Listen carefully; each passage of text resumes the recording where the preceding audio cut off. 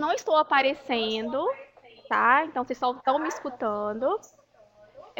Meu nome é Karina Tonini, vou me apresentar primeiro para quem ainda não me conhece.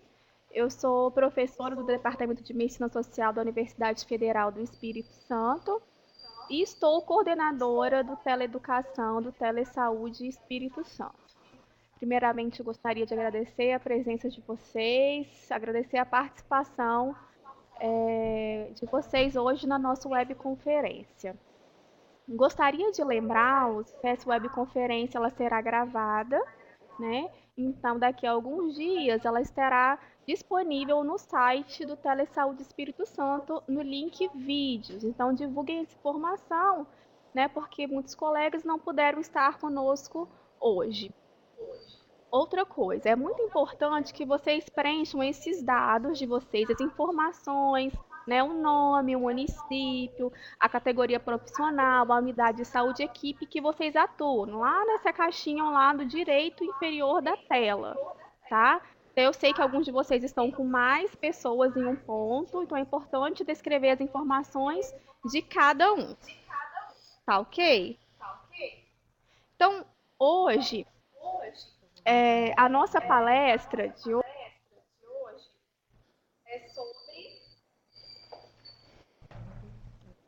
é sobre atendimento de casos de intoxicações nas unidades básicas de saúde, do manejo à prevenção. O palestrante é o Dr. Nixon Souza Sessi, ele é médico e coordenador do Centro de Atendimento Toxicológico do Espírito Santo, o Toxin. Também está presente aqui conosco a Joanina Vale, que é farmacêutica do Toxin. Então, eu gostaria primeiramente de agradecer a presença de vocês conosco hoje, dizer que é muito importante, né, tê-los aqui, até pelo tema abordado. Eu acho que é a nossa primeira webconferência em relação a esse tema. Obrigada por ter aceitado o convite e pela disponibilidade. Tá? Lembrando, gente, que as perguntas, as contribuições, as experiências, as dúvidas podem ser compartilhadas pelo chat. Tá? Ao final, o Dr. Nixon responderá a todas as perguntas, mas a gente pode ir conversando nesse meio tempo também pelo chat. Tá ok? Então, passo a palavra para o Dr. Nixon para que ele possa iniciar sua webconferência.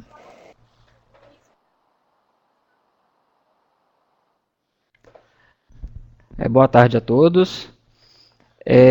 Também agradeço a presença de todos vocês, né? E que vocês possam realmente compartilhar essa experiência com os outros profissionais da unidade e também na informação que nós vamos passar em relação ao Toxin, que é o Centro de Atendimento Toxicológico, né, do Espírito Santo, nessa aula de hoje.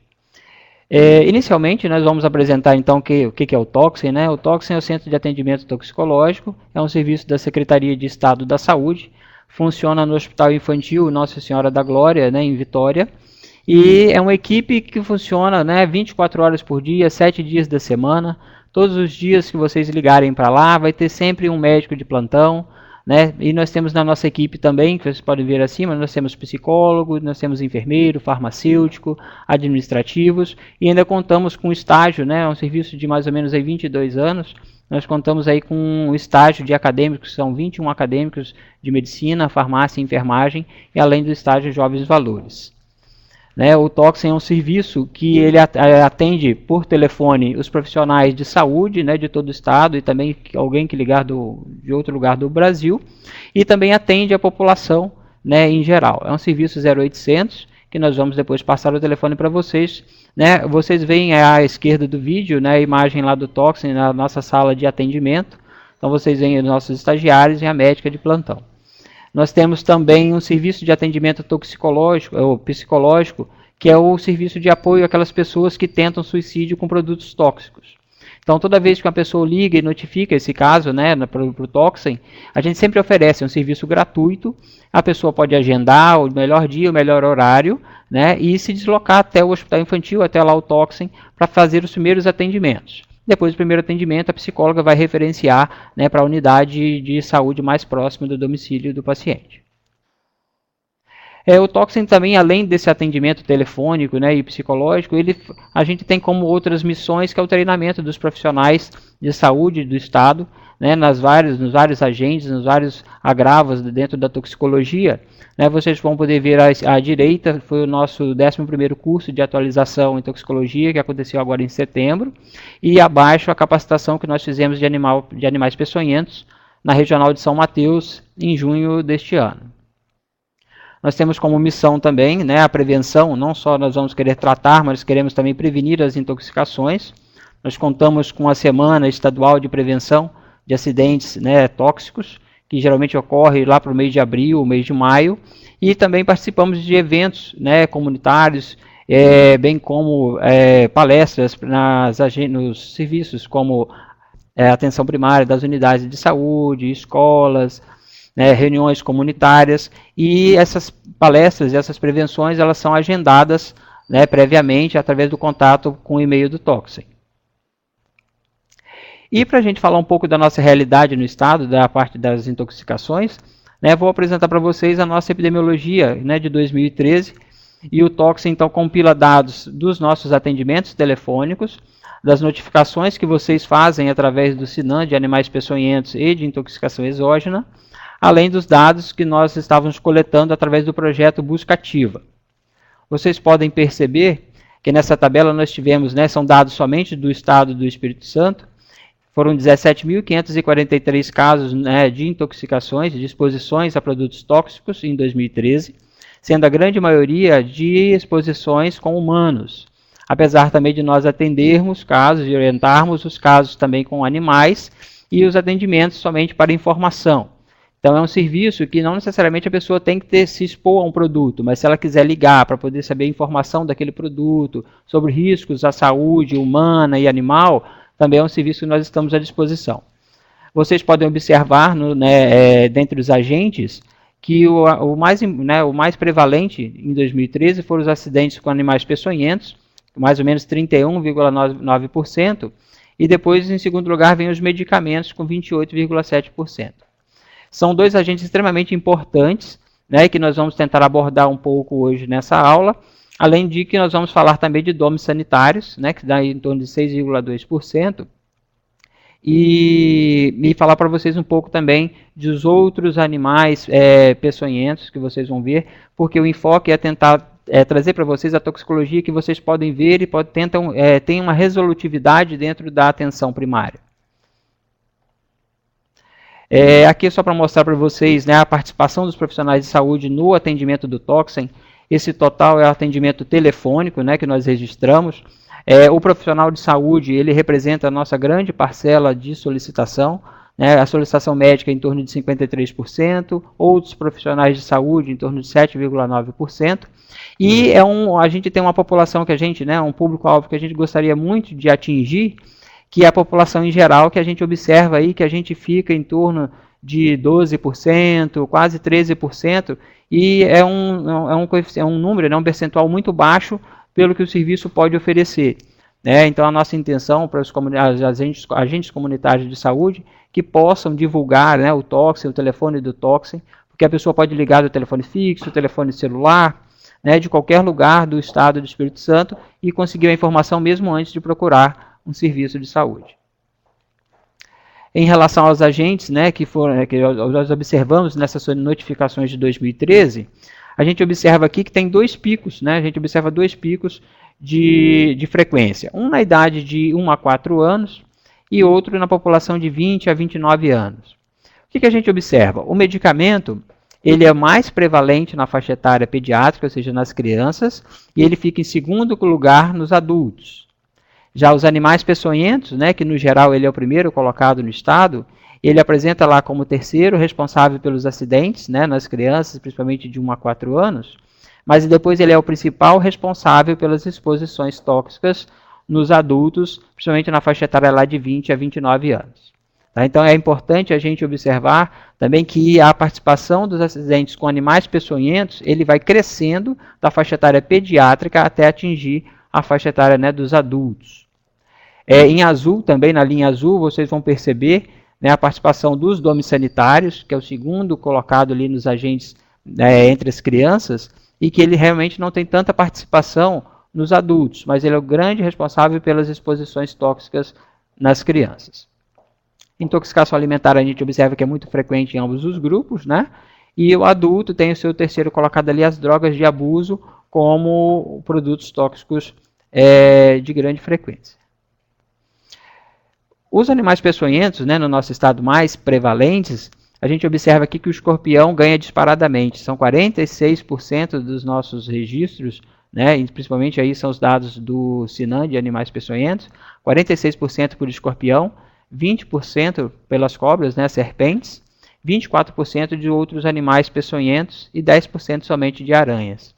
Esses casos dos outros animais peçonhentos, muitos deles são de toxicidade leve, então poderiam muitos serem atendidos e resolvidos na própria unidade básica de saúde.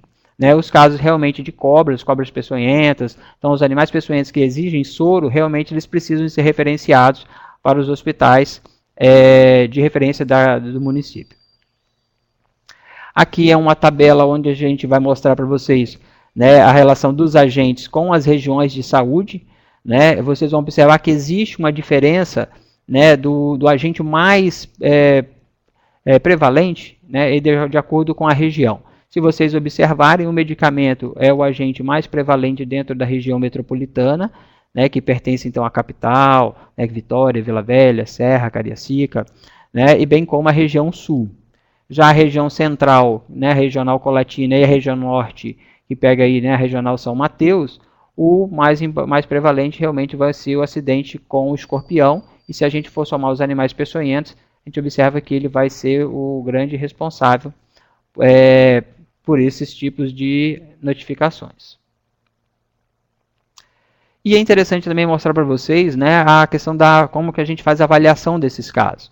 A pessoa liga, mas ela faz, né, a sua notificação, e a gente vai classificar aquela notificação se foi uma intoxicação ou não. Vocês podem observar que a grande maioria dessas notificações evoluíram como intoxicações leves, né, e 25% não intoxicações. Quando a gente vai analisar os agentes, a gente observa que uma boa parte desses agentes relacionados a essas intoxicações leves, ou mesmo essas exposições que não foram tóxicas, poderiam ser resolvidos no próprio domicílio, através de uma simples ligação para o Toxem, né, o Centro de Atendimento Toxicológico, ou mesmo procurando uma unidade básica de saúde, sem onerar, às vezes, filas, né, agregando as filas de pronto-socorro. Depois, né, a gente já sabe então que os agentes mais prevalentes para a gente são os animais peçonhentos e medicamentos, e o que é mais comum nas crianças, a gente começa então a falar especificamente do que é intoxicação. A intoxicação é aquele processo patológico que está relacionado ao contato com a substância química. Então, a exposição a qualquer substância química, independente, né, que seja de quantidade, mas que ela possa gerar no organismo uma alteração, que seja bioquímica, que seja, né, visível através de alterações fisiológicas com manifestações como sinais e sintomas. Isso quer dizer que mesmo a pessoa intoxicada, ela pode ter alterações simplesmente laboratoriais e não ter nada de sinais e sintomas e ela estar intoxicada. Então é importante a gente saber que toda a exposição a produto químico, na substância química, que leve a essas alterações, que seja laboratorial ou com manifestação de sinais e sintomas, pode ser uma intoxicação.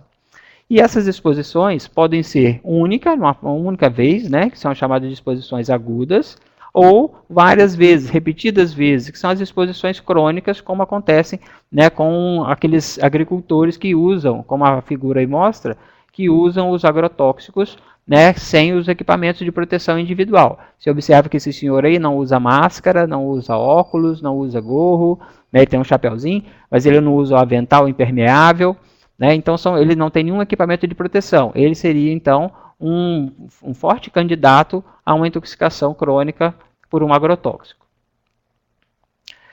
As intoxicações, né, elas não dependem de um único fator, ou seja, não depende simplesmente de ser exposto a uma substância química. Esse indivíduo, ele tem que estar, além de estar exposto a essa substância, a gente tem que saber as características dessa substância. Por que a gente fala isso? Quando alguém for ligar por Toxem, que seja vocês, né, como profissionais de saúde, ou mesmo a população, a gente vai precisar de algumas informações. É isso que eu trago aqui para vocês. Então, assim, toxicidade do agente. A gente precisa saber que agente é esse. Ou seja, se eu não sei o princípio ativo, o grupo químico desse agente, o nome comercial desse agente. Então, a embalagem, às vezes, é muito importante. Esse produto é líquido, é sólido, ele é um gás. Qual é a dose que foi exposta? Ou seja, ele ingeriu 1 copo, 2 copos, foi 1 colher, né? E a concentração do produto.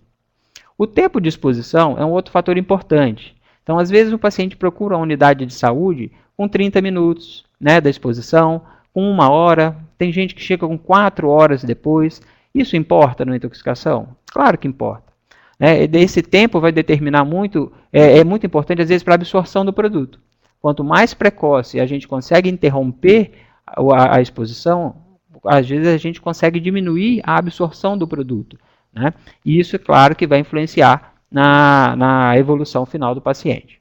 A via de exposição também é muito importante, né? Se a pessoa entrou em contato com a substância por via oral, ou através da pele, foi inalatório, respiratório, ou através da via parenteral. Aí a gente inclui várias coisas. A gente inclui desde a aplicação venosa, aplicação intramuscular, a gente inclui as picadas, né, de animais peçonhentos, todos incluídos dentro dessa mesma via.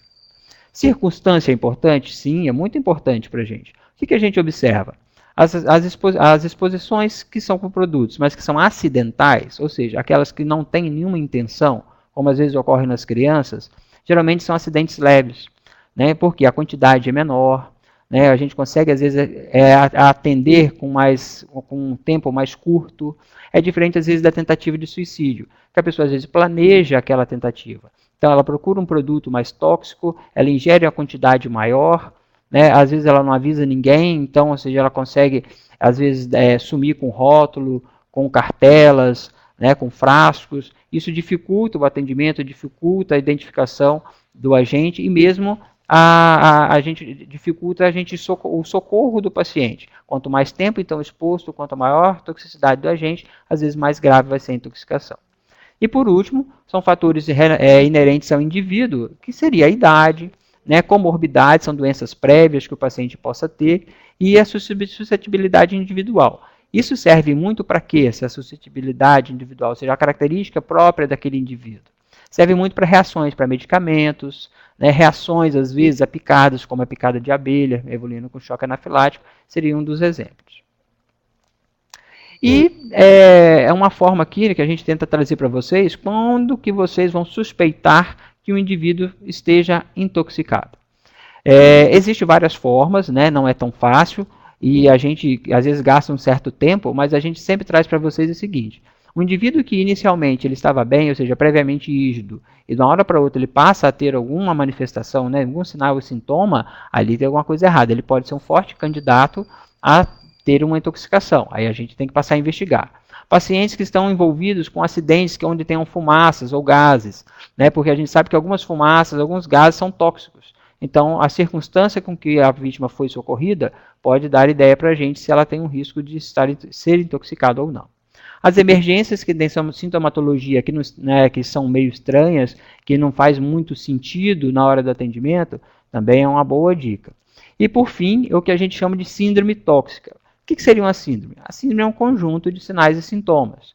Isso quer dizer que a gente juntando, né, às vezes o paciente que tem taquicardia, o paciente que tem hipertensão, o paciente que tem midríase, o paciente que está agitado, alucinando, com esses dados a gente consegue fechar dentro de uma síndrome e supor quais são os tipos de agentes envolvidos naquela possível intoxicação. Por exemplo, ó, nessa tabela, nós podemos pegar aqui, vocês vão ver o segundo na tabela, que é a síndrome colinérgica. Essa síndrome tem alterações mentais, vamos colocar como uma confusão ou coma, o paciente apresentaria miose, depois o paciente pode apresentar uma bradicardia e hipotensão, e cialorreia, ou seja, ele baba muito. Muitos de vocês talvez tenham visto esse tipo de paciente já. É um paciente que pode ter sido intoxicado por um agrotóxico muito comum, que é o carbamato, que é o chumbinho. Ele é famoso, utilizado como raticida, mas ele é um agrotóxico de uso agrícola. Então, quando alguém, por acaso, atender, né, chega no Toxin comunicando para a gente um paciente que tem esse tipo de sinais e sintomas, a gente fecha dentro de uma síndrome colinérgica e mesmo sem saber se é um organofosforado ou se é um carbamato, são dois tipos de agrotóxicos, a gente consegue dar a hipótese diagnóstica e instituir o tratamento adequado em tempo hábil. Claro que isso aqui a gente, né, sempre vocês vão poder contar com a equipe do Toxin para tentar fazer esse tipo de diagnóstico, e é um paciente que deve ser encaminhado a um serviço de uma maior complexidade. E vamos dar uma noção para vocês, né, do nosso objetivo. Como que a gente vai tratar um paciente intoxicado e o que vocês podem fazer na unidade de vocês, unidade de saúde. Tá? O objetivo sempre do tratamento de um intoxicado é manter o paciente, né, assim, manter os sinais vitais, ou seja, a gente tem que garantir a vida do paciente, então é o suporte básico de vida, e a gente vai tentar, né, minimizar o máximo que a gente puder a absorção do produto. Então a gente vai evitar a absorção, tentar anular o efeito do produto ou aumentar a eliminação dele e ainda prevenir sequelas. O que novamente eu vou frisar, o que é importante nesse tratamento? Tempo. Quanto mais rápido o paciente for atendido e essa exposição for mitigada, a gente consegue responder. Então o que acontece? Se o paciente chega na unidade com a suspeita de uma intoxicação e a gente perde o tempo, né? Ou seja, deixa de fazer uma descontaminação que a gente vai ver que é uma coisa simples, encaminha para um serviço que ele gasta 2 horas, a gente vai, infelizmente, estar prejudicando o paciente. Então a intenção é que a gente possa agir de forma rápida, já que o tempo é o nosso aliado, né? E que o paciente possa se beneficiar daquelas medidas que serão instituídas na unidade. Então, uma das formas, né, da gente tentar tratar e prevenir seria as descontaminações. Eu coloquei aqui como exposições para ficar mais fácil para a gente entender. Então, assim, a gente vai perceber, o paciente foi exposto a um produto, um gás, então, ou seja, uma exposição respiratória. O que a gente faz com esse paciente? Não importa que gás que foi. O que a gente tem que fazer com ele? Ele tem que ser removido daquele ambiente onde tinha o gás para um ambiente que seja o ar livre, um ar corrente. Se precisar, se tiver com falta de ar e tiver oxigênio disponível, a gente oferece o oxigênio para o paciente na forma de máscara, né? Retira as roupas contaminadas, lavagem, né, de áreas naturais do corpo e procura ver os sinais vitais, né, do paciente para ver se tem algum sinal de gravidade. Profissionais de saúde conseguem perceber isso aí, saber se o paciente está mais grave ou não. Mas o que é importante nessa parte dessa descontaminação, né, do paciente que foi exposto a um produto inalatório? É sempre quem vai socorrer o paciente também tem que usar equipamento de proteção individual, né? Porque senão, ao invés de ser uma intoxicação, serão 2 intoxicações, ou seja, 2 pacientes intoxicados. Exposição cutânea, né? São aquelas substâncias químicas que caem na pele, que podem cair na pele, né? Pode cair no olho, mas a gente vai falar do olho na próxima etapa. Mas vamos colocar, caiu no braço da pessoa. O que a gente faz? Remove as vestimentas, deposita no saco plástico, né? Atentar então para as áreas naturais para poder lavar com água corrente em torno de 15 minutos. Que são áreas naturais, gente? É a região do cabelo, região da axila, região de dobras, né? A região do cotovelo, atrás do joelho. Todas as regiões têm que ser lavadas, porque senão ali fica resíduos do produto que vão sendo absorvidos com o tempo. Evitar nessa descontaminação que o paciente sofra escoriações, né, que isso aumenta a superfície de absorção. Não utilizar sabões em queimaduras, né, e sempre retirar o excesso de produto quando for na apresentação de pó ou sólido da pele antes de lavar. Por que isso é importante? Alguns produtos tóxicos, por exemplo, vamos colocar a cal, né, ou que seja a soda cáustica, que é o sólido, em contato com a água, ele reage, libera calor e vai levar a uma queimadura. Então, se a gente puder, antes de lavar com a água corrente, durante 15 minutos, retirar o excesso do produto, será muito mais interessante, ou seja, o dano vai ser muito menor do que se nós fizermos somente a descontaminação cutânea com a água. E lembrando novamente, quem for participar, né, ajudar o paciente na descontaminação, deve usar equipamento de proteção. Então, no caso, ele deve usar uma luva, deve usar um capote, né, ou nem que seja um avental, para poder ele não se expor também ao produto. Exposição ocular, né, é uma exposição então, que o indivíduo, por acaso, por acidente ou às vezes intencional, o produto cai no olho. São geralmente produtos de uma toxicidade moderada a grave, uma boa parte das vezes, né? E que a gente vai saber que, além das medidas de descontaminação, a avaliação de um oftalmologista será muito importante. E como que a gente procede, então?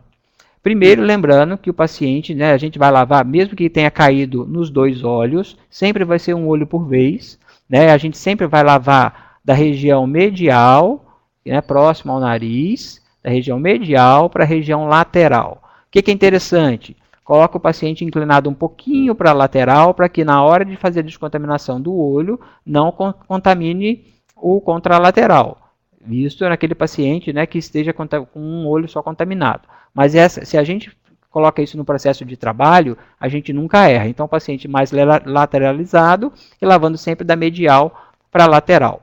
Quanto tempo? Vai dar em torno aí de 10 a 30 minutos, pode ser com água corrente ou, que seria o mais confortável, com solução soro fisiológico a 0,9%.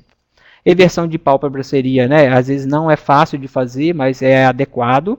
E a gente evita o colírio anestésico ou neutralizantes. Por quê? O colírio anestésico às vezes dá uma noção de falsa melhora, mascara, e às vezes o paciente vai embora, ou às vezes a gente subestima a lesão ocular, né, geralmente são lesões de conjuntiva, o mais comum, né, e a gente às vezes retarda a avaliação do oftalmologista. Então, o que a gente precisa de fazer? A partir do momento que descontaminou adequadamente, a gente sempre pede a avaliação do profissional, do especialista. Outra exposição que a gente vai falar para vocês, que é muito comum, acho que todos estavam esperando, que é a exposição por via oral. A exposição por via oral, na unidade de saúde, às vezes a pessoa fala assim, mas eu não tenho como fazer lavagem gástrica. Não, a gente não vai falar disso aqui. Né? A exposição oral é a via mais comum das exposições a produtos tóxicos, e a gente então lança a mão, né, de dois tratamentos bem tranquilos, que possam ser feitos até no tratamento pré-hospitalar, que seria a êmese, que eu vou falar para vocês, e o carvão ativado. A êmese, apesar da gente comentar, é um tratamento que já está em desuso, depois que eles descobriram que o carvão ativado é o mais efetivo de todas as formas de descontaminação oral. Para que fica a êmese, então? Ou seja, provocar o vômito. Ele fica indicado para aqueles produtos que são partículas grandes ou agentes que o carvão não tem como absorver. O carvão ele tem que grudar no produto tóxico, impedindo que o produto seja absorvido no organismo. Então, um exemplo disso seria os metais, como o sulfato ferroso. Né? Então, o indivíduo que ingere o sulfato ferroso na forma líquida ou comprimido, se fizer carvão, não adianta. Então, vai que ele chegue na sua unidade de saúde, aí, que seja líquido ou comprimido, dentro dos primeiros 30 minutos, 40 minutos. Né? O carvão não vai adiantar. Que seja um paciente que não esteja dentro das contraindicações da êmese, a gente pode tentar o vômito. Como? Pode tentar através do estímulo físico, que é o conhecido colocar o dedo lá na garganta para o indivíduo vomitar, mas pode ser através do estímulo químico, que seria, hoje, é o único produto que se tem, que é o detergente neutro. Que detergente é esse, gente? É o detergente de cozinha mesmo. Né? Pode ser lá o ODD, o IP, esse tipo de detergente, mas o que a gente lembra? Não pode ser detergente de máquina de lavar, não pode ser outros tipos de detergente, nem os clandestinos, ou seja, aquele que a gente compra lá do vizinho que produz, né, e vende para a gente na garrafa PET de refrigerante. Esse não serve porque a gente não sabe a concentração, não é garantido. Então tem que ser o detergente já doméstico, mas que seja comercial, tem um nome comercial, tem uma patente, tem um registro, que a gente vai ter uma garantia que aquele produto é mais seguro. E como que se faz? Seria uma colher do produto, diluído em torno aí com mais ou menos 3 a 4 partes, a mesma parte do detergente, a gente acrescenta de água, né, e dá para o indivíduo ingerir. Ele ingerindo, aquilo provoca um reflexo de vômito e ele vai vomitar o produto e o líquido. Pacientes que não ingeriram nada, que não tem líquidos, às vezes é até interessante a gente pedir para ele ingerir um copo d'água e depois a gente dá o detergente, nesse detergente diluído, para ele vomitar. A intenção é o quê? Que o produto, a gente consiga voltar uma boa parte do produto ingerido.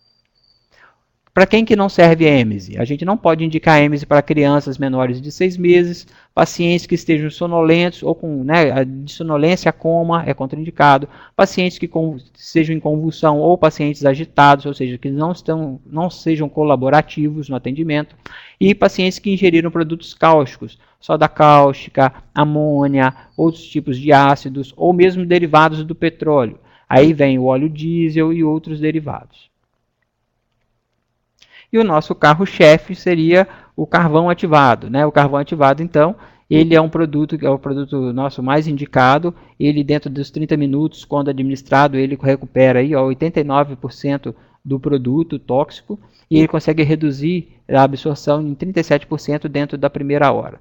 A grande maioria das vezes é usado em dose única, né? O adulto 50 gramas, via oral, e a criança 1 grama por quilo. O que é interessante, olha ali a pessoa fazendo aqui do lado, a gente coloca uma parte do carvão ativado, né, mais ou menos aí 4 partes de água, a gente só reconstitui aqui mexendo um pouquinho e o paciente pode beber. Isso pode ser feito em água, soro fisiológico, mas pode ser feito em suco também. Só não pode ser reconstituído em derivados do leite. E produtos que a gente não adianta fazer carvão, né? Não pode fazer em cáustico, não pode fazer em derivados do petróleo, álcoois, lítio, ou seja, os outros metais, lítio, ferro e os outros metais também eles não têm esse poder de absorção. Muito bem, com isso vocês tiveram uma noção do que a gente tem, né, o arsenal que vocês podem lançar mão na unidade, né, no caso de uma intoxicação, que seja ocular, cutânea, né, ou respiratória e oral. Agora a gente vai falar um pouquinho dos agentes mais comuns e como que vocês podem proceder. E também que vocês fiquem atentos nas nossas dicas de prevenção, principalmente os agentes comunitários que entram nas residências, que possam dar aquela olhadinha, né, e dar sempre aquela dica para poder evitar uma futura intoxicação. Então nós vamos falar agora um pouquinho dos domes sanitários, que são os produtos de limpeza, né, e vamos começar dos produtos com a toxicidade um pouco menor. Então, quem são? É o hipoclorito de sódio, que é conhecido com a nossa água sanitária, né? Ali temos um exemplo aqui, não é nenhum merchandise, mas aqui boa, né? Que a concentração é 2 a 5%. Detergentes comuns mesmo de pia, que são detergentes não iônico e aniônico. E os alvejantes. Um exemplo desse peróxido de hidrogênio aqui, ó, é o Vanish, né? Que é usado como alvejante de roupa. São intoxicações leves, que na maioria das vezes causam uma irritação na boca, uma dor em queimação. A pessoa pode salivar um pouco quando ingerido, né, dá um desconforto, uma dor em queimação. E quando cai na pele, geralmente é dor, uma hiperemia, uma vermelhidão. Como que a gente faz? A descontaminação, então, que seja cutânea mucosa, com água ou com soro. A gente oferecer líquidos frios ou líquido gelado. Né? E o sintomático, se o paciente estiver vomitando muito, a gente pode lançar mão de um antiemético, se ele estiver com dor, lançar mão de um analgésico e manter o paciente em observação, às vezes só pelo menos uns 30 minutos, 1 hora, para ver como ele responde a essas medicações. Ou seja, são intoxicações leves que podem ser conduzidas, né, na própria unidade sem nenhum ônus. Até em casa mesmo, se o paciente liga de casa para o Toxem, a gente nem vai pedir para ele poder procurar um serviço de saúde, não. A gente orienta e a gente mesmo liga, faz o acompanhamento por telefone nas próximas ligações. Domes sanitários, que são produtos de limpeza mais tóxicos, ou seja, de moderados a graves, são produtos realmente que a concentração é maior. Então, água sanitária que às vezes foi produzido, que não é aquela comercializada, né, que você compra no supermercado, na mercearia, mas que você compra do vizinho que faz o produto, você não sabe a concentração. Pode ser a concentração acima de 5%. Isso pode acontecer com peróxido de hidrogênio, que é esse catalisador aqui, ó, de massa plástica, é diferente do Vanish, ele não tem 3%, ele tem muito mais aí de 10%.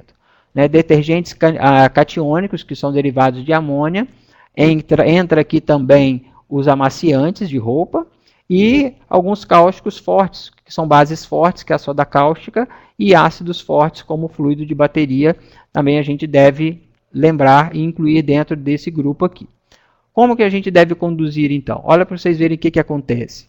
Aqui nós temos lesões ulceradas na boca da criança, esse aqui foi ingestão de amônia, né, tanto no lábio superior quanto no lábio inferior.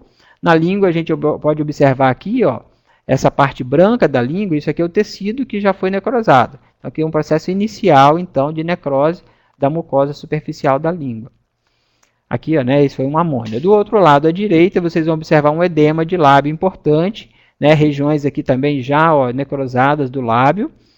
E esse aqui, o paciente, ou seja, é uma lesão até mais grave do que a da amônia, que foi pela soda cáustica. São pacientes, o que a gente deve fazer então? São pacientes que a gente vai fazer uma descontaminação, mas com muito cuidado da região onde caiu, né, a soda cáustica ou a amônia, ou seja, não é para ficar, né, esfregando, não é colocando força. Se o paciente ingeriu a soda cáustica granular ou sólida e tiver 30 minutos de ingesta, ele pode se beneficiar com a ingestão, um adulto de um copo, a criança 10 ml por quilo, de um líquido frio, de preferência se tiver o leite. Aqui pode o leite? Pode.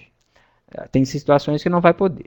Depois disso, se foi sólido ou granular, a gente vai manter o paciente em dieta zero. E se foi um produto líquido? Não vai diluir.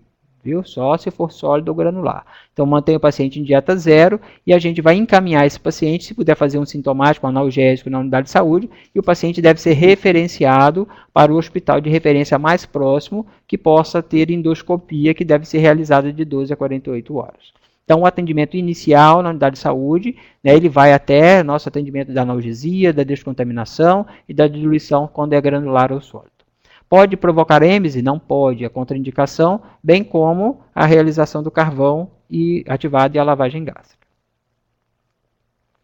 Então, dicas de prevenção. Quando alguém achar alguém colocando produto de limpeza em frasco de refrigerante, guardando na geladeira ou colocando debaixo da pia sem ser, né, não é fechado o armário, ou seja, local de fácil acesso para a criança, isso é um grande risco, é um fator de risco para os acidentes, principalmente com crianças, né, com esses domes sanitários. E outra coisa, né, a criança nunca enxerga o produto de limpeza como os adultos, né? O adulto já sabe o nome, já sabe o frasco, olha o que a criança vai enxergar, né? Sempre é um bichinho, né? Você pode achar que é um elefante, vai achar que é um dinossauro, ou seja, aquilo para ele é diversão. Um outro agente que é importante a gente comentar com vocês, né, que são os medicamentos. Ele entra aí como o segundo colocado no geral, né, no nosso ranking de 2013 e dos outros anos também. E ele é encabeçado aí por quem? Pelos psicofármacos.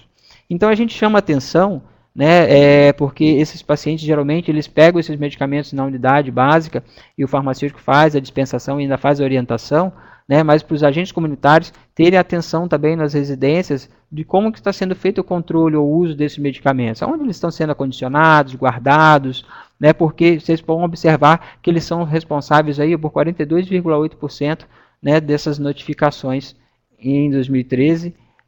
Só em relação aos medicamentos. E tem outros grupos, né, como antibacterianos, analgésicos, anti-inflamatórios, entre outros. O que a gente vai abordar em relação aos medicamentos na atenção primária? Os medicamentos, geralmente, a gente ficaria muito mais para um diagnóstico que está relacionado a fatores mais complexos. Seria a quantidade do medicamento ingerido, o tempo da ingestão, que tipo de produto é esse, para a gente realmente definir que intoxicação é essa ou não. Para medicamento, a grande maioria que chega dentro da primeira hora, né, além do contato com o tóxico, que seria muito interessante antes de qualquer medida, mas se for indicado, uma dose de carvão estaria ótima para fazer dentro da unidade de saúde antes de se realmente houver necessidade, pela história da exposição, né, que isso vai ser discutido então com o plantonista do Toxin, ele já vai sendo encaminhado então diminuindo a absorção daquele produto. Eu trouxe para vocês algumas fotos, né, de algumas reações por medicamentos que a gente também recebe no Toxin, são todas fotos de pacientes que nós notificamos e atendemos no hospital infantil. Vocês podem ver aí reação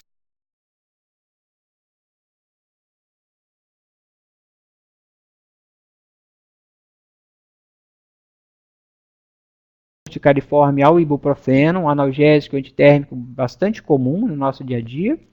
Embaixo já é uma reação adversa mais grave, que é uma reação de pele relacionada ao uso da carbamazepina, né, bem chamada de necrólise epidérmica tóxica, e à direita superior, né, uma síndrome de Stevens-Johnson por carbamazepina, também é um paciente bastante grave, né, que vocês observam, né, que fica às vezes bastante tempo internado, comprometimento de mucosa, de boca, pele, né, e a necrólise epidérmica tóxica que perde toda a pele superficial. Aqui também uma reação medicamentosa que está dentro das reações adversas, não necessariamente são doses tóxicas, que é a síndrome extrapiramidal. À esquerda de vocês superior, nós observamos aqui que tem um rapazinho do braço estendido, mas não é porque a gente pediu para ele levantar, não, é porque ele não conseguia abaixar o braço.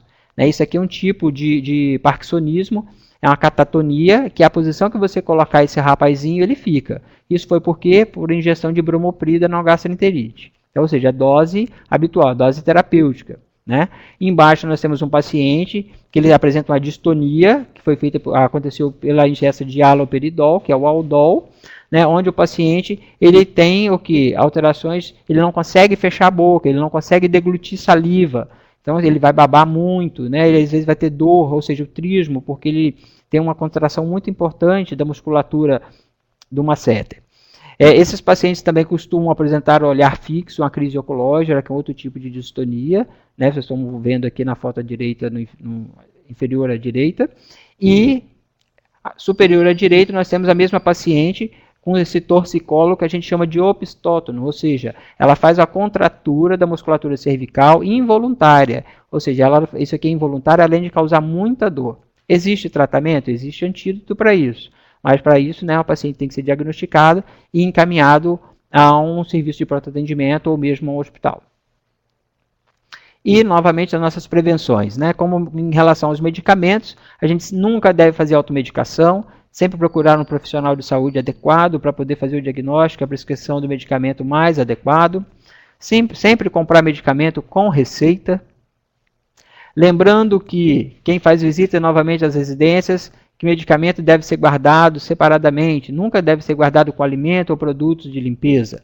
E orientar também as pessoas, né, que têm prescrição de medicamento à noite, que todos os medicamentos devem ser tomados com a luz acesa. Nada de ficar tomando medicamento, né, no escuro ou em meia luz, porque às vezes a gente troca o frasco de medicamento, a gente erra a dose que vai ser ingerida, e isso aí é um dos fatores que podem, né, propiciar realmente uma intoxicação.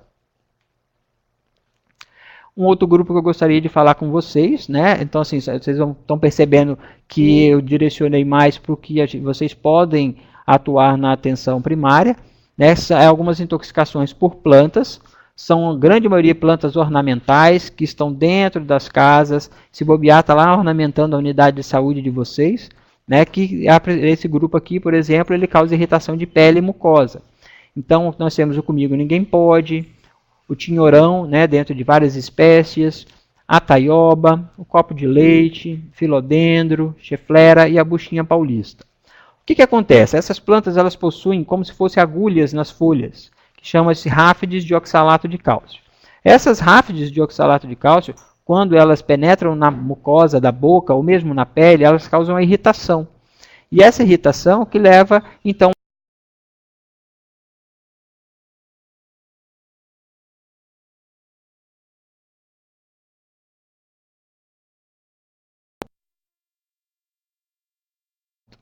como que a gente conduz? Vou mostrar aqui que vai ser a mesma condução, tá? Nós temos também plantas que possuem aquele leite que a gente chama de látex, né? Tem algumas que têm o látex e outras que também têm látex e espinhos. Esses látex são geralmente cáusticos. E além de causar uma dor em queimação, ele pode realmente causar queimaduras graves. E com até sequelas, dependendo da região que for acometida. Um exemplo é o olho. Então, no caso, um paciente que estava montado a cavalo, vai que ele entra em contato com, né, uma cerca de aveloz. Infelizmente, ele tem, né, o acidente desse látex do aveloz no olho, ele pode realmente fazer uma conjuntivite inicialmente, depois ele fazer uma ceratite, até tendo uma perfuração de córnea, e que é uma condição grave. Então, são pacientes que devem, além do processo de descontaminação ocular, passarem por um oftalmologista. Tratamento, então, tanto para exposição com os oxalatos, né, ali Comigo Ninguém Pode, quanto os látex, descontaminação cutânea, descontaminação mucosa, descontaminação ocular, de acordo com a via de exposição, oferecer líquidos frios, né, se caso de ingestão, tratamento inicial sintomático, a gente simplesmente vai minimizar a dor, né, a gente vai fazer um antiemético para a pessoa parar de vomitar, e um antihistamínico no caso se a gente perceber que tem muito prurido, ou seja, está coçando muito a região da mão, a região da boca, do olho, às vezes ajuda bastante. A avaliação oftalmológica já havia comentado para todos os casos de exposição ocular a esse tipo de planta. Esse exemplo aqui eu acho que todo mundo já viu, e se bobear todo mundo já passou por isso, né, que é a exposição ao sumo do limão, né? Aquelas pessoas que faziam tatuagens com a semente do caju, às vezes a manipulação do figo, são exemplos de fitodermatose, ou seja, são reações que são feitas na pele através do produto, que é uma substância cáustica que tem nesse tipo de planta, que com a reação à luz leva a queimaduras. Pode ser queimaduras simples, como essa à esquerda superior do vídeo, mas queimaduras graves, como queimaduras de segundo grau, como essa bolha que vocês veem à direita. Tudo bem, gente? Então, nós vamos passar agora para o outro grupo, né, que é o nosso carro-chefe de notificações e intoxicações no estado, e que o primeiro deles é o escorpião. Acidentes por escorpião não são acidentes que a gente deve subestimar, não. principalmente nós temos duas populações de risco, que são as crianças, principalmente menores de 7 anos, e também as crianças, os idosos e aqueles também que possuem problemas cardíacos, são os cardiopatas. O escorpião pode ser encontrado, né, principalmente na região central e norte do estado, então a regional aí, Colatina e São Mateus, fiquem atentos, né, é uma região endêmica para o escorpião. Vocês perceberam na nossa epidemiologia que são as maiores notificações de escorpião são nessas regiões. Os escorpiões são encontrados, né, em regiões, em áreas ao peridomicílio, geralmente eles ficam em tocas, em toco de árvore, dentro de entulho, dentro de caixa de esgoto. Então é importante a gente saber disso para manter sempre, né, orientar o quintal limpo, ao redor da casa limpo. Né? E quem pode ter o predador natural, que são as aves, né, como galinhas, na zona rural existe também gavião, ele às vezes ajuda a controlar um pouco a população desses escorpiões, mas não garante a erradicação. São acidentes, então, importantes dentro de uma faixa etária, né, de risco que a gente comentou, mas que, no geral, 97% são acidentes leves que evoluem somente com dor, com eritema, que é uma vermelhidão na região da picada, né, e a sudorese também no local onde a pessoa foi picada. Um adulto ele pode ser observado durante 6 horas e só com um analgésico e depois ele pode ser liberado. Então imagina que seu João chega para vocês na unidade de saúde já com 6 horas de picada.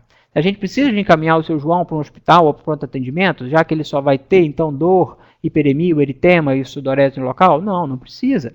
A gente pode fazer só analgésico e orientar, né, em relação às medidas de prevenção. Os acidentes moderados e graves, que além dessa dor, dessa manifestação local, o paciente possui alterações sistêmicas, como vômito, taquicardia, hipertensão, esses pacientes são pacientes de risco e devem ser encaminhados imediatamente para o serviço hospitalar mais próximo e que, de preferência, possua soro. Outro animal peçonhento importante no nosso estado, né, das serpentes, a serpente responsável, vamos colocar quase 100%, vai dar aí 97%, 98% dos